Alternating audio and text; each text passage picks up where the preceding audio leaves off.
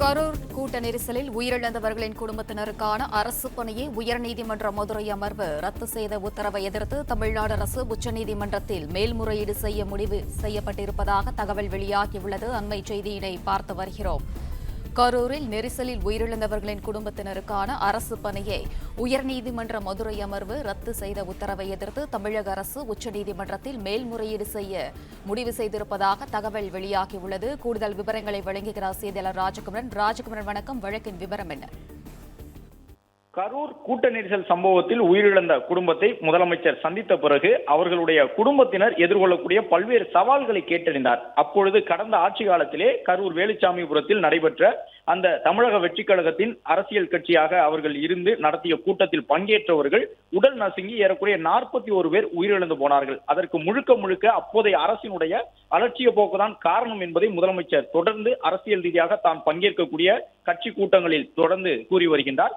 இந்த நிலையில்தான் அதுபோன்று அப்போதைய அரசினுடைய அலட்சியத்தால் அந்த உயிரிழப்புகள் ஏற்பட்டிருந்தன என்று கூறி வந்த முதலமைச்சர் அதற்கு நிவாரணமாக குறிப்பாக அந்த குடும்பத்தை சார்ந்த இளைஞர்கள், இளம்பெண்கள் நிறைய பேர் உயிரிழந்திருந்தார்கள். அவர்கள் தான் அந்த குடும்பத்திற்கு உரிய வருவாய் திரட்டக்கூடிய பணியில் இருந்தவர்கள். எனவே அவர்களை இழந்த பிறகு பொருளாதார ரீதியாக அந்த குடும்பங்கள் நலிவடைந்திருக்கக்கூடிய சூழ்நிலையில் அரசினுடைய கொள்கை முடிவாக அந்த குடும்பத்தை சார்ந்த 31 பேருக்கு அரசு பணி நியமனங்களை முதலமைச்சர் வழங்கியிருந்தார். இந்த நிலையில்தான் அந்த பணி நியமன ஆணைகளை ரத்து செய்திருக்கின்றது மதுரை உயர்நீதிமன்ற கிளை. இந்த சூழ்நிலையிலே தற்பொழுது தமிழ்நாடு அரசு உச்சநீதிமன்றத்தை நாடுவதற்கு முடிவு செய்திருக்கின்றது. உச்சநீதிமன்றத்தை உடனடியாக நாடி நாளைய தினமே மேல்முறையீட்டு மனுவை தமிழக அரசு தாக்கல் செய்ய இருக்கின்றது. அந்த மேல்முறையீட்டு மனுவை பொறுத்தவரை சட்டத்துறை அமைச்சர் சொல்லியிருக்கக்கூடிய தகவல் அடிப்படையிலே இந்த வழக்கில் அந்த குறிப்பிட்ட 30க்கும் மேற்பட்டவர்கள் அரசு பணி நியமன ஆணை பெற்றிருக்கக்கூடியவர்கள் எதிர் மனுதாரராக சேர்க்கப்பட்டு அவர்களுடைய விவரம் கேட்டறியப்படவில்லை. இந்த பணி நியமன ஆணை பெற்றிருக்கக்கூடியவர்களுடைய கருத்துக்களை கேட்டறியாமல், அவர்கள் தரப்பு வழக்கறிஞர்களுடைய கருத்துக்களை கேட்டறியாமல் தீர்ப்பு வழங்கப்பட்டிருக்கின்றது.